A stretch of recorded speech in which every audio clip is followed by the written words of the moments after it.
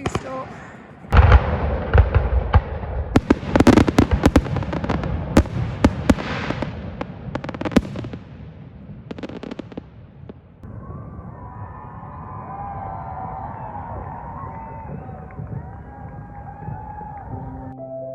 Hi, I'm Anna.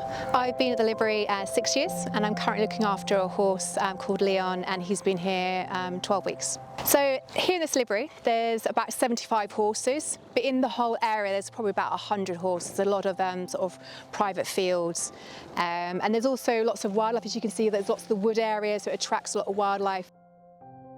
So we became aware of a planned fireworks display just over there, and that was in the morning of the event. We got told it was going to be 10 o'clock and it's going to be up to about 15 minutes. That was announced in the local Facebook group, and also they told the livery, so we got told as a livery that it was going to happen as well.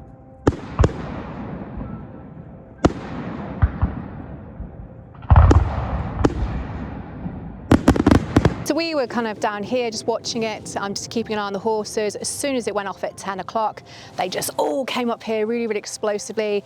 3 of them were just bombing up and down here. The display was only 6 minutes. We got told it could have been up to 15 minutes. We were very grateful. It could have been a lot longer. After 6 minutes, which doesn't sound much, but it sounds like you're in a war zone.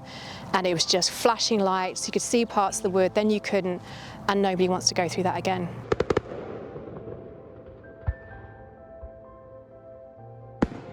So I was down there when the fireworks went off, and all the horses were down there, and they just shot up here. It was a really concerning feeling, because the horses are running around and you've been told that you could have up to 15 minutes. And then I moved up here because the horses were up here, and then 3 of them were just running up and down here, just very, very fast. And they were just very, very upset. And I was the other side of the fence. And at one point I thought, I'm not quite sure this is the safest place to be. And that's why I got my video out, to try and show that, because you think, you know, I'm overreacting. We've had fireworks here before, and you think, well, this is very out of character to have them this loud and this explosive. And so that's why I videoed, because I felt helpless.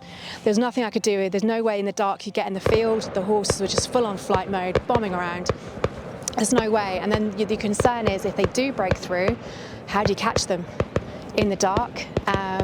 Where do you go about getting help? So I think that evening, obviously the horse had calmed down, not frantically running around, and I had the videos, and I think I was just a bit shocked. I just kind of walked all the way down there, and I was really surprised how, it was like I just done a legs day. My legs had just weren't quite, I was moving, but they weren't quite with me. And it wasn't until I got home, my husband was away, so I was on my own, I realised that I was quite shaky. I was in shock that it just happened, and I couldn't get to sleep, so I decided to put it on Facebook, because I thought, am I the only one? Have I overreacted? It was very loud, and I was a bit concerned for all the horses, but mostly for Leon, because it's my responsibility. So the following morning, I was just surprised. My phone was just lighting up messages, responding to my Facebook posts. I wasn't the only one. There was a lot of people concerned. Their horse at the yard were a little bit sort of heightened, a little bit spooky, a little bit twitchy coming out the stable.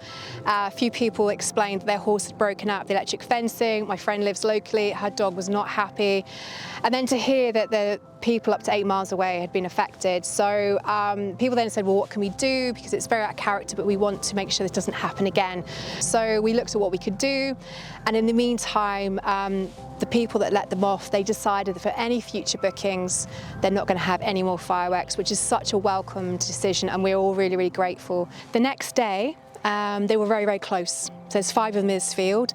They were extremely, extremely close, a lot closer than they normally would be. They were very reactive to any noise going on the road. If a Ratley trailer went by, they were very reactive and just moved away from it.